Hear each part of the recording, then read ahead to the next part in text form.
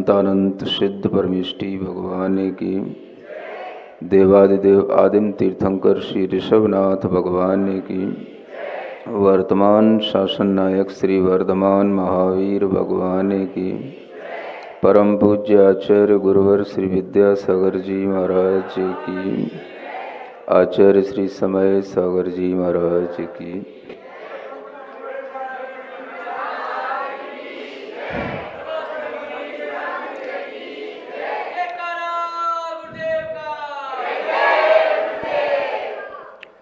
आचार्य समंत भद्र महाराज ने भगवान सुपार्श्वनाथ की स्तुति में 4 लाइनें लिखी हैं। उन्हें पढ़ते हुए आगे की बात करते हैं। अजंगमं जंगमनेययंत्रं यथा तथा जीवधृतं शरीरं बीभत्सुपूतिक्षयितापुकं च स्नेहो वृथात्रेति हितं त्वमाख्यः।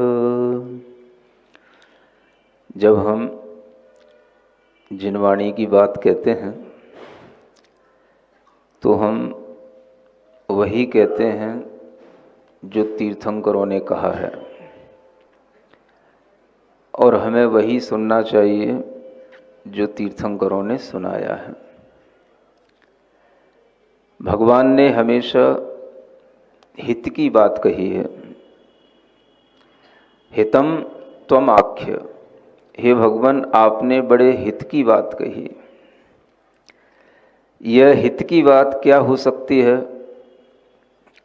यह सुनना, समझना और उसे स्वीकार कर पाना भी आपकी भीतरी आस्था को बताता है कि आप कहते तो हैं कि हमें जिनवाणी बहुत प्रिय है, लेकिन आपको जिनवाणी की बात कितनी अच्छी लगती है यह इन श्लोकों से आप समझ सकते हो। आचार्य कहते हैं हमारे सामने 2 चीज़ें हैं, एक जंगम चीज़ें होती हैं, एक अजंगम चीज़ें होती हैं। जंगम का मतलब होता है जो ज्ञान रखता है, जिसके पास में चेतना होती है। अजंगम का मतलब होता है जो जंगम के माध्यम से चला करता है, जिसमें खुद अपनी बुद्धि नहीं होती, लेकिन किसी बुद्धिमान के माध्यम से उसका संचालन होता है। बहुत समय पहले भी कुछ ना कुछ यंत्रों के माध्यम से लोग गमनागमन किया करते थे। उसी को दृष्टि में रखते हुए यहाँ कहा गया है कि अजंगमम जंगमनेय यंत्रम। जो अजंगम पदार्थ होते हैं वो जंगम के द्वारा ले जाने वाले यंत्र की तरह काम करते हैं। जैसे आप लोग आजकल गाड़ी चलाते हैं, बच्चे बैठे हैं, इनको भी समझ में आएगी ये बातें जो मैं कहने जा रहा हूँ। थोड़ा सा पेशेंस रखेंगे तो। भूख तो नहीं लगी? अजंगमम जंगमनेय यंत्रम। जब भी व्यक्ति गाड़ी चलाता है तो गाड़ी क्या होती है? जंगम है कि अजंगम है? तो आचार्य कहते हैं गाड़ी अपने आप नहीं चलती, गाड़ी को चलाया जाता है, और चलाने वाला कोई ना कोई जंगम होता है, चेतन होता है, बुद्धिमान पुरुष होता है। तो जिस तरह से हम गाड़ी को चलाते हैं और उस गाड़ी में बैठा हुआ ड्राइवर उस गाड़ी को अपने हिसाब से चलाता है, उसी तरह से हम संसारी जीवों को यह जो शरीर मिला है, यह जो जन्म मिला है, इसका ड्राइवर कौन है और शरीर कैसा है, इसके बारे में अगर हम थोड़ा सा जानेंगे तो हम कुछ अपना हित कर पाएंगे। जैसे गाड़ी को चलाने वाला ड्राइवर होता है, ऐसे ही हमारे शरीर को चलाने वाला भी मेरी चेतना, मेरा आत्मा होता है। शरीर किससे चलता है? अपनी बुद्धि से चलता है। बुद्धि कहाँ होती है? तो बुद्धि चेतना में होती है। हमारे शरीर में जब तक बुद्धि है तब तक चेतना है, और चेतना के साथ ही हमारी बुद्धि, हमारा ज्ञान काम करता है। अगर हमारी चेतना निकल जाती है, बुद्धि शून्य हो जाता है, शरीर पड़ा रह जाता है, वो किसी काम में नहीं आता, वो फिर कुछ न चल पाता है, न बोल पाता है, न उठ पाता है, न कोई अपनी क्रिया कर पाता है। सुनते हो ना? जब आप कुछ भी खाते हो तो खाने वाला कौन होता है? बुद्धि किसमें आती है? मुझे ये खाना है, मुझे ये देखना है। ये बुद्धि किसमें काम करती है? इसी का नाम जंगम है, इसी का नाम चेतन है, इसी का नाम आत्मा है। सबसे पहले हमें यही सीखना चाहिए और बच्चों को भी ये सिखाना चाहिए। ये कोई ऐसी बात नहीं है कि बुजुर्ग होने के बाद में सीखी जाए। शुरुआत से जब हम किसी ज्ञान को प्राप्त कर लेते हैं तो वह ज्ञान हमारे लिए संस्कारित होता हुआ आगे बढ़ता चला जाता है। तो आचार्य कहते हैं यह अजंगम शरीर है जो जंगम के द्वारा धारण किया गया है, जीव के द्वारा धारण किया गया। यथा तथा जीव धृतम शरीरम, उसी तरह से जीव के द्वारा धारण किया हुआ यह शरीर है, जैसे किसी गाड़ी को चलाने वाला कोई ना कोई सजीव मनुष्य होता है, ड्राइवर होता है। यह अगर हम ध्यान में रखें इस उदाहरण को तो हम अपने आप को भी समझ सकते हैं और अपने साथ जो कुछ भी घटित होता है उसको भी अच्छे से समझ सकते हैं। तो पहली चीज तो समझने की यही है कि हम हमेशा ये ध्यान रखें कि हमारा शरीर स्वयं नहीं चलता, इसे हम चलाते हैं, और जो हम होते हैं वो कौन होते हैं? वो हमारी चेतना है जिसमें बुद्धि होती है। ये बात सभी बच्चों को समझ आती है? आ रही है? बोलो बच्चों। अब बड़ों से क्या पूछें, बच्चों से ही पूछते हैं। यह चेतना हमारी आत्मा है, और आप देखते होंगे कभी ना कभी आसपास किसी की जब डेथ हो जाती है तो आदमी पड़ा रह जाता है। हम कहते हैं फलाने चंद जी चले गए, फलाने चंद जी तो यहीं पड़े हैं, चले क्या गए? वास्तव में जो चला गया वो तो उसकी चेतना है, और चेतना का कोई नाम नहीं होता। नाम तो शरीर का रखा जाता है। जब जन्म हुआ था तब नाम रखा था, नाम तो शरीर का होता है। शरीर चलाने वाला जीव होता है, चैतन्य आत्मा होता है, और उसमें जब तक बुद्धि रहती है तब तक शरीर चलता है। और कभी कभी आप देखेंगे कि कभी कभी लोगों के लिए जैसे अनकॉन्शियस हो जाते हैं, किसी भी तरह की बेहोशी में चले जाते हैं, तो भी उनके अंदर चेतना तो रहती है, लेकिन अगर बुद्धि काम न करे तो वो अपने शरीर को भी खुद चला नहीं पाते। शरीर को ड्राइव करने के लिए जो ड्राइवर है वो कौन है? वो मेरी चेतना है। इसलिए चेतना का बुद्धि के साथ में बहुत घनिष्ठ संबंध है। जहां चेतना रहती है वहीं पर बुद्धि रहती है। इसलिए चेतना के माध्यम से शरीर चलता है, और जब तक ये शरीर चल रहा है आपको ये महसूस होना चाहिए कि मेरी चेतना, मेरी बुद्धि इस शरीर को ड्राइव कर रही है, चला रही है। ऐसा आपको कभी लगता है? जब आप बाइक को ड्राइव करते हैं तब तो आपको लगता है कि मैं बाइक चला रहा हूं, लेकिन जब आपका शरीर खुद, आप उठते हैं, बैठते हैं, तो कभी आप ये महसूस करते हैं कि देखो मैंने शरीर को उठा लिया, मैंने शरीर को बिठा लिया? कभी महसूस नहीं करते? मैंने शरीर को खिला दिया, मैंने शरीर को सुला दिया। खुद को ही लगता है खुद में खा लिया, खुद को ही उठा लिया। बस यही चीज सीखने की होती है। अगर हम ये चीज सीख पाए, बचपन से सीख पाए, स्कूलों में भी अगर हम इस तरह के जीव और अजीव का थोड़ा सा ज्ञान दे पाए, तो ये बच्चे आगे चल करके, चाहे वो साइंस की साइड में जाएं, चाहे आर्ट की साइड में जाएं, किसी भी साइड में जाएं, लेकिन उनके लिए ये ज्ञान हमेशा काम आएगा।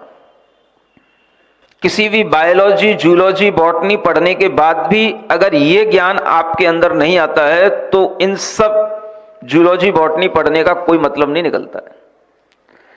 सबसे बड़ी चीज यही होती है कि हमें यह समझाया जाए कि मेरा शरीर किससे चल रहा है और चलाने वाला कौन है। तो मेरा शरीर मैं चला रहा हूं और जो मैं हूं वो मेरी चेतना है। वो चेतना शरीर से डिफरेंट है। वो दोनों एक चीज नहीं है। जैसे गाड़ी और ड्राइवर ये दोनों डिफरेंट हैं, ऐसे ही हमारी बॉडी और हमारी चेतना ये दोनों डिफरेंट है। ये दोनों डिफरेंट चीजों से ही बनी है और इसीलिए इन दोनों के काम भी डिफरेंट हैं। हमारे शरीर में अगर बुद्धि है तो हमें लगता है कि हम सुन रहे हैं, लेकिन वो बुद्धि भी कहां से आती है? वो हमारी चेतना से जनरेट होती है। तो हमारे अंदर जो कुछ भी ज्ञान आता है, क्रियाएं होती हैं, वो सारी की सारी हम ज्ञान पूर्वक जो क्रियाएं करते हैं, वो जो हम सीखते हैं वो हमारी चेतना सीखती है। जब हम आपसे कहते हैं आप सुन रहे हो, तो कौन सुन रहा होता है? कान सुनते हैं कि आपकी चेतना सुनती है? जब हम आपसे कहते हैं कि अच्छा खाओ, अच्छा पियो, तो ये डिसीजन कौन लेता है कि मुझे अच्छा ही खाना है, बुरा नहीं खाना है? बोलो, ये मेरी चेतना। तो हमारे ऊपर जो कुछ भी ज्ञान हमें दिया जाता है, उस ज्ञान का संस्कार हमारी चेतना पर इसी तरह से पड़ता है। अगर हम उस चेतना को अपने ज्ञान के माध्यम से इस तरह से समझते रहें, हम कर रहे हैं, कौन कर रहा है? तो मेरी चेतना कर रही है। शरीर को उठाया, किसने उठाया? हमने कहा खड़े हो जाओ, स्टैंड अप, कौन खड़ा हो गया? Sit down. आपको लगा कि मैं बैठ गया, लेकिन बिठाया किसने? चेतना ने। किसको बिठाया? शरीर को। जब आप अपनी सुबह सुबह बाल संवारते हो, कौन किसको संवार रहा होता है? बोलो। सुबह सुबह अपने चेहरे पर पाउडर लगाते हो, कौन किसको पाउडर लगा रहा होता है? फिर भी कुछ तो, क्रीम, कोई भी लोशन, लिपस्टिक, कौन किसको लगा रहा होता है? चेतन अचेतन को लगा रहा होता है। शरीर कैसा है? अचेतन है। शरीर में नॉलेज नहीं है। नॉलेज किसके अंदर है? चेतना में। ये हमें कहीं ना कहीं थोड़ा सा भीतर से अगर फील हो तो हमारे अंदर कुछ अच्छा ज्ञान आ सकता है। यही चीज समझने की होती है और जैन दर्शन की ये मूलभूत चीज है। सबसे पहले आपको जीव और अजीव के बीच का एक डिफरेंस जानना चाहिए। जीव क्या है और अजीव क्या है? बच्चा होता है, छोटे से ही उसको पढ़ाया जाता है, बेटा जीव दो प्रकार के होते हैं, एक स्थावर जीव होते हैं, एक तरस जीव होते हैं।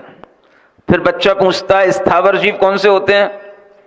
तो जो चलते फिरते नहीं है वो स्थावर जीव होते हैं, शिक्षक उसको सिखा देते हैं। तो जो चलते फिरते हैं, दिखाई देते हैं, वो तरस जीव होते हैं। फिर बच्चा और बड़ा हो जाता है तो कहता है भाई चलती फिरती तो रेलगाड़ी भी है, बाइक भी है, मोटर भी है। तब फिर उसको बताना पड़ता है कि नहीं, उसको चलाने वाला ड्राइवर होता है, गाड़ी अपने आप नहीं चलती है। चलने वाला जो है वो शरीर है और चलाने वाला जीव आत्मा है।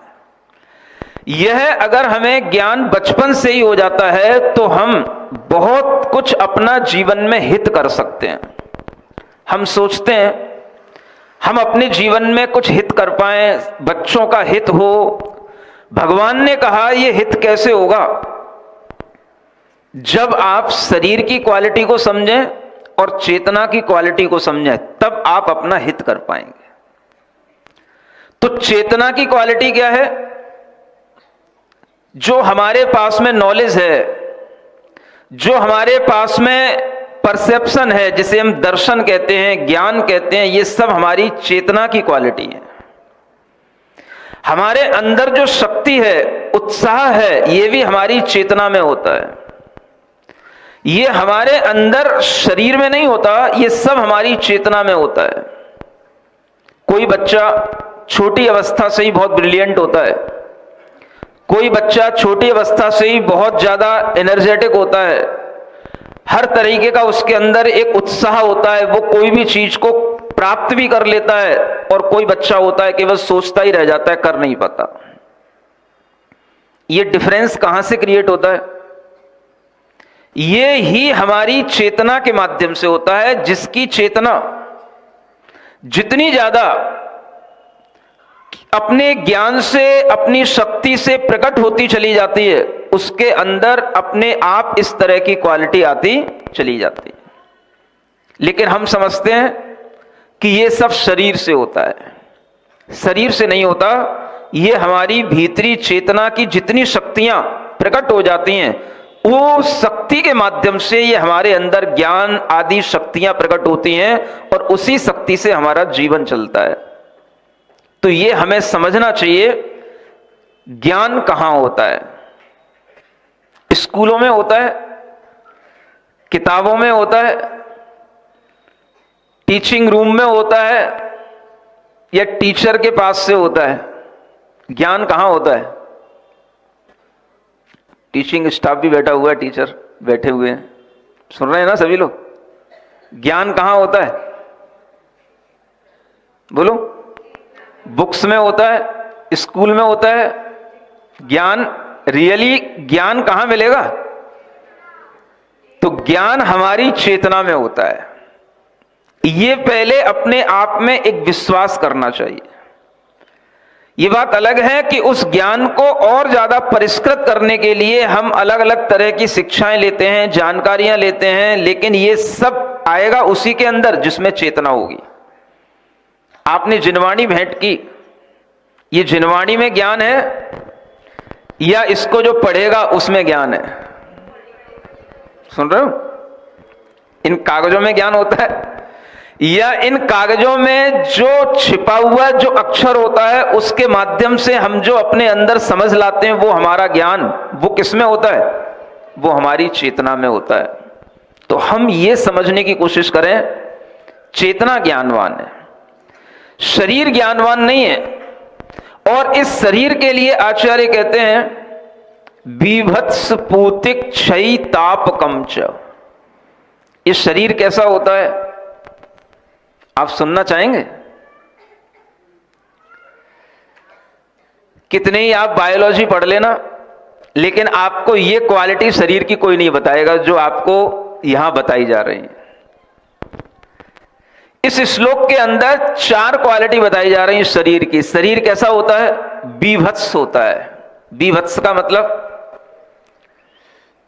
बीभत्स समझते हो? साहित्य पढ़ते होगे तो समझते होगे, कोई हिंदी पढ़ा होगा, ये बीभत्स रस होता है। कभी युद्ध देखे? रामायण तो देखी होगी, महाभारत देखी होगी। जब युद्ध के मैदानों में एक दूसरे को लोग मार देते हैं, शरीर पड़े रहते हैं, किसी के धड़ पड़े हैं, किसी का हाथ कहीं कटा पड़ा है, किसी का खून बह रहा है, किसी का मांस कहीं छितरा पड़ा है, ये सब छितरे छितरे उड़ जाते हैं। उस दृश्य को कहते हैं बीभत्स दृश्य। क्या बोलते हैं? यह शरीर तब समझ में आता है कैसा है, और वह कोई अलग से नहीं हो गया, वो पहले भी यही रहता है, लेकिन हम उसको समझते नहीं हैं। जब तक शरीर में हम रहते हैं, हमारी चेतना काम करती है, तब तक हम शरीर को बड़ा प्यारा मानते हैं। सुनते हो? उसको हम कभी देखते हैं कि बीभत्स है, घृणित है। इसमें कोई भी ऐसी चीजें नहीं है जो बहुत सुंदर हो, बहुत अच्छी हो। शरीर के अंदर अगर नहीं दिखती हो तो आंख बंद करके देख लेना। समझ में आ रहा है? जानने की कोशिश तो की जा सकती है। शरीर का कौन सा इनर पार्ट ऐसा है जो बहुत ज्यादा सुंदर हो? क्या सुंदर होता है? आचार्य कहते हैं शरीर तो बीभत्स है। अगर हम इस शरीर की केवल ऊपर की इस खाल पर से अपनी दृष्टि हटा दें तो इसके भीतर ऐसा कुछ भी नहीं है जो तुम्हारे लिए बहुत अच्छा लगे। सुनते हो? सिर्फ क्या है ये? केवल ये स्किन से ब्यूटी है। जो भी आपको ब्यूटी दिखती है वो सारी की सारी ब्यूटी आपको कहां दिखती है? केवल स्किन पर दिखती है। और जैसे ही आपकी दृष्टि स्किन से पार जाए, स्किन को छोड़ करके आप जैसे ही कुछ देखने की कोशिश करोगे तो आपको रियलिटी दिखाई देगी, और उस रियलिटी में आपको लगेगा यह शरीर में सिर्फ घृणित पदार्थ हैं और कुछ नहीं है। बीभत्स, ये पहला इस शरीर का विशेषण बताया। पूती माने यह शरीर दुर्गंधित है। हम चाहे इस पर कितने ही सेंट लगा लें, कितने ही अच्छे अच्छे परफ्यूम से अपने आप को महकाने की कोशिश करें, लेकिन अंततः यह शरीर वही है जो आचार्य कह रहे हैं। कैसा है? दुर्गंधित है। क्षय, यह तीसरा विशेषण दिया, यह क्षय होने वाला है। धीरे धीरे ये विनश्वर स्वभाव वाला होने के कारण से विनष्ट होता चला जाता है। आप इसको कितना भी रखने की कोशिश करेंगे, संभालने की कोशिश करेंगे, लेकिन इसका हमेशा डिके ही होता चला जाएगा, क्षय होता चला जाएगा। इसका नेचर है ये। और चौथी क्वालिटी, इन्हीं सब के कारण से ये ताप उत्पन्न करने वाला है। माने ये सब होने के कारण से इस शरीर से दुख मिलता है। शरीर से सुख मिलता है कि शरीर से दुख मिलता है? थोड़े से स्वस्थ होते हैं, अच्छा खा पी पाते हैं, पचा पाते हैं, डाइजेशन अच्छा होता है तो सुख मिलता है। और अगर कहीं दाढ़ में दर्द हो गया, कहीं आंतें खराब हो गई, कहीं डाइजेशन अच्छा ना हो, तो फिर देखो शरीर से क्या होता है? सुख मिलता है कि दुख मिलता है? हम शरीर को कितना ही अच्छा बनाने की कोशिश भी करें तो भी यह शरीर धीरे धीरे क्षीण होता चला जाता है, और क्षयी स्वभाव होने के कारण से यह हमें धीरे धीरे दुख देता चला जाता है। बच्चों के लिए यह शरीर अच्छा लगता है। जब तक युवावस्था आती है तब तक इस शरीर की ग्रोथ होती है, तो हमें ऐसा लगता है कि हाँ ये शरीर ग्रो कर रहा है। हम क्या बोलते हैं? हम बड़े हो गए हैं, ग्रो कर रहे हैं।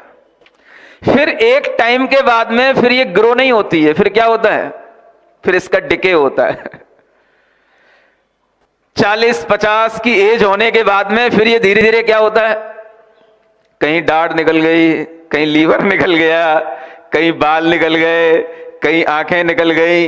धीरे धीरे फिर कुछ ना कुछ हम चेंज भी कर लेते हैं, या उसमें कुछ ना कुछ खराबियां आती रहती हैं। फिर हम काम चलाते जाते हैं। जैसे किसी गाड़ी को हम जब लेकर के चलते हैं तो कुछ दिनों तक तो गाड़ी बहुत अच्छी सर्विस देती है, सुनते हो? और फिर जब हम उस गाड़ी को 2-4 साल चला लेते हैं तो उसके बाद में फिर उसके पार्ट्स जो है सब घिसने लगते हैं। फिर वह गाड़ी के कई चीजें हिलने लग जाती हैं, और वह गाड़ी धीरे धीरे वो एवरेज नहीं देती जो शुरुआत में देती है। सुन रहे हो कि नहीं? बोलते नहीं हो? समझ में आ रहा है? इसीलिए कहा गया था शरीर हमारा कैसा है? गाड़ी की तरह है, और चलाने वाली चेतना कैसी है? वो ड्राइवर है। अब इसी चीज को हम अपने शरीर पर और अपनी चेतना पर अगर लगाते रहेंगे तो आपके लिए समझ आता रहेगा कि शरीर का स्वभाव अलग है और चेतना का स्वभाव अलग है। और शरीर का स्वभाव इसी तरीके से चलता है। धीरे धीरे शरीर बढ़ता है तो अच्छा लगता है, लेकिन धीरे धीरे एक उम्र के बाद में फिर शरीर घटता है, तो फिर वही शरीर हमारे लिए ताप देने वाला हो जाता है, दुख देने वाला हो जाता है। और आजकल तो बच्चों को ग्रोथ होने से पहले ही डिके होने लग जाता है। कितने ही बच्चों के लिए उनकी हाइट नहीं बढ़ पाती। कितने ही बच्चे ऐसे होते हैं जिनके शरीर में कुछ भी खिलाया जाए पोषण नहीं होता, हेल्दी नहीं बन पाते। कुछ बच्चे बचपन से ही बीमार रहते हैं। तो शरीर हमेशा दुख देने वाला है, ताप देने वाला है। यह फॉर्मूला हमेशा याद रखना चाहिए। सुनते हो? शरीर की कितनी क्वालिटी हैं? ये बच्चों को पढ़ाना, अगर बच्चों के पढ़ा दिया जाएगा तो वो हमेशा याद रखेंगे, भाई ये शरीर तो दुख देने वाला है। सुख कहां है? सुख चेतना में होता है। सुख किस में होता है? चेतना। सुख हमारी बुद्धि में होता है। अगर हमारी बुद्धि में ये ज्ञान नहीं है तो हमारे शरीर के माध्यम से हमें बहुत दिनों तक सुख नहीं मिल सकता। इसीलिए जो ज्ञानवान लोग होते हैं, विद्वान लोग होते हैं, समझदार लोग होते हैं, वो शरीर से स्नेह नहीं करते, मोह नहीं करते। तब आचार्य कहते हैं स्नेहो वृथा त्रेति तुमाख्य। हे भगवान, आपने इसलिए कहा कि इस शरीर से स्नेह करना व्यर्थ है। ये भगवान, ये आपने कहा और यही कहना आपका इस लोक के लिए हितकारी वचन है।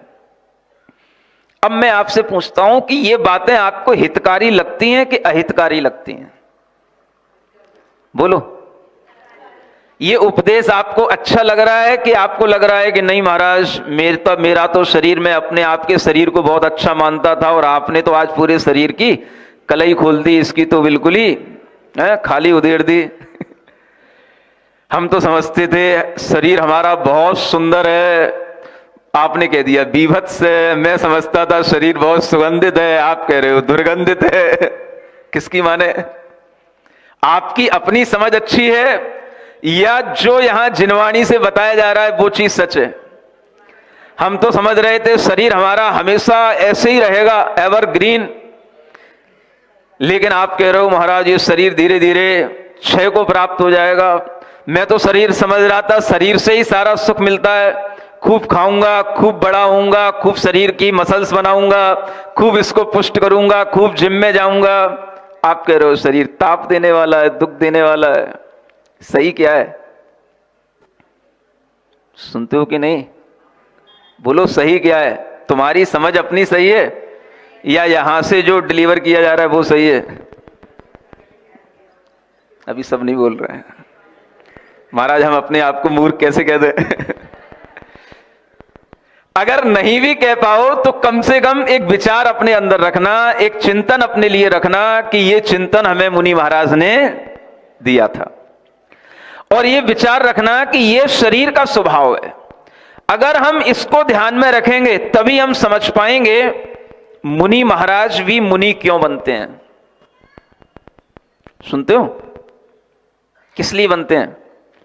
जब ये समझ आने लग जाता है शरीर का स्वभाव ऐसा है, हमारी चेतना हमेशा रहने वाली शाश्वत है, तो जिस व्यक्ति के अंदर ये ज्ञान आ जाता है कि हमें अपनी चेतना का हित करना है, शरीर का तो हित हम कभी कर ही नहीं सकते, तो वह व्यक्ति इस संसार की इन सारी चीजों से अपना मोह हटा करके, अपने शरीर से भी अपना मोह हटा करके अपनी आत्मा के लिए, आत्मा के हित के लिए और अपनी आत्मा को शरीर से मुक्त करने के लिए प्रयास करने लग जाता है। उन्हीं का नाम मुनि महाराज कहलाता है, साधु कहलाता है। सुनते हो? बच्चे जब देखते हैं साधु को तो उनके अंदर क्या ज्ञान आना चाहिए, वो किस दृष्टि से देखें?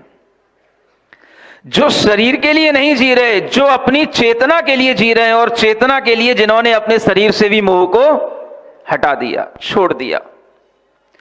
इसलिए इस शरीर को वैसे तो आचार्यों ने अपवित्र कहा है, लेकिन जिसके अंदर ऐसी ज्ञान की चेतना जागृत हो जाती है, जिसके अंदर यह सम्यक ज्ञान आ जाता है, तो उसका शरीर भी इसी ज्ञान के कारण से पवित्र कहलाता है।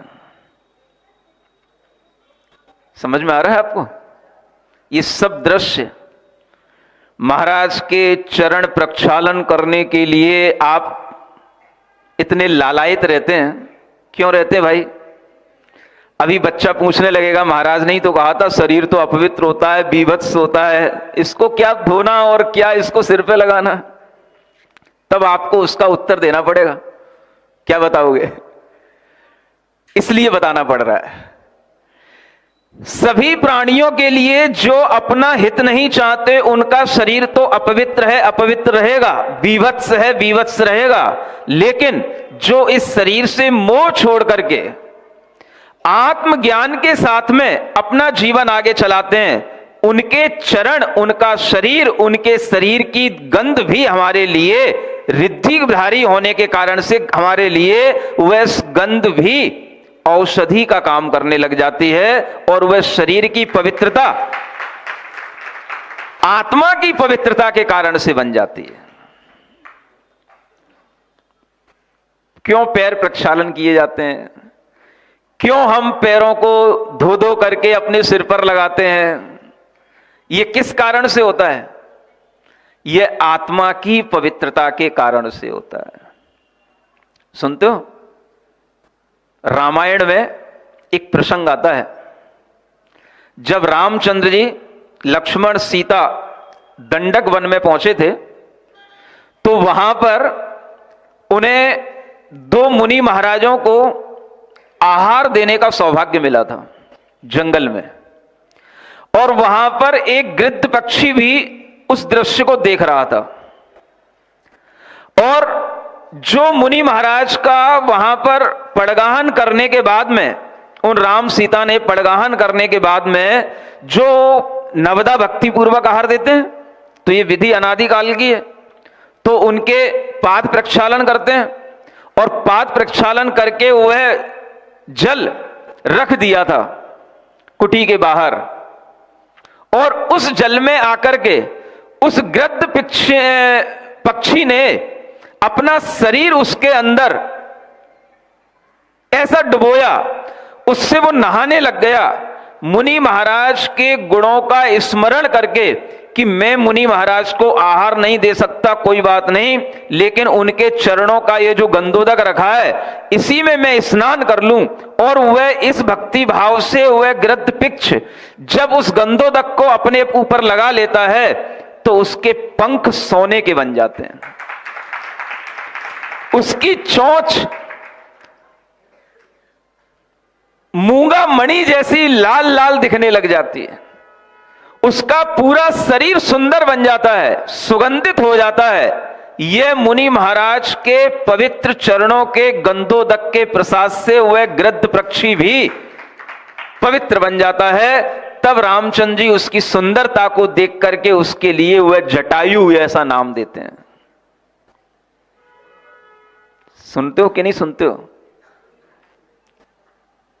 पवित्रता भी इस शरीर में आती है। कब आती है?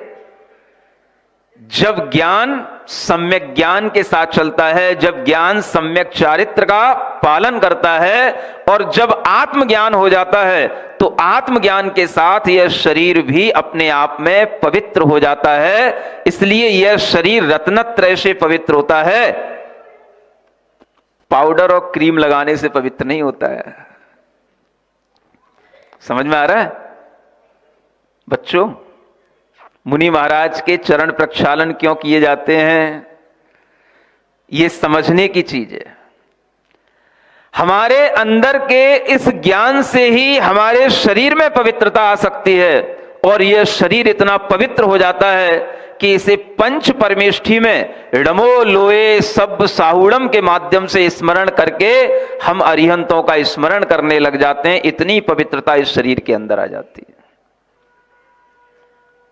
वैसे तो शरीर घिनौना है, घृणित है, लेकिन अगर आत्मज्ञान हो जाए तो यह शरीर भी हमारे लिए सत्कार का, आदर का, पवित्रता का, सम्मान का विषय बन जाता है। इसलिए यह हित की बात भगवान ने जो कही वह आपको स्मरण में रखनी चाहिए कि हित किसमें है? शरीर की सेवा करने में है, शरीर से स्नेह करने में है, शरीर से राग बढ़ाने में है, या आत्मा की सेवा करने में है, आत्मा से स्नेह करने में है, या आत्मा का अनुराग बढ़ाने में है। अगर बच्चों के लिए, बड़ों के लिए यह संस्कार दिए जाने लगे, बेटा शरीर से राग करके हम अपना हित नहीं कर सकते। हमारा हित तो अपनी चेतना से अनुराग करने से होगा, और चेतना हमारी शाश्वत है। शरीर तो बेटा थोड़े समय के लिए होता है, जितनी उम्र मिली है उसके लिए होता है। तो वह बेटा कभी भी अपनी उम्र में अगर कभी देखेगा कि उसका शरीर कभी रुग्ण हो रहा है, उसके शरीर में समय से पहले कोई घटना हो रही है, तो वह उस शरीर से मोह को छोड़ करके अपनी आत्मा का हित कर सकता है। शरीर से मोह छोड़ करके उस शरीर से हट जाना और उस आत्मा के हित के लिए शरीर को भी छोड़ देना। भाई अब ये शरीर छूट रहा है तो अब इसको छोड़ ही देते हैं, और अब नमोकार मंत्र बोलते बोलते अब अपने प्राण छोड़ते हैं, शरीर में मन नहीं लगाते। अब किस में मन लगाते हैं? नमोकार में मन लगाते हैं। तो एक पशु भी, पक्षु भी, नाग भी नमोकार मंत्र सुनते सुनते देव बन जाता है, इसी कारण से बन जाता है।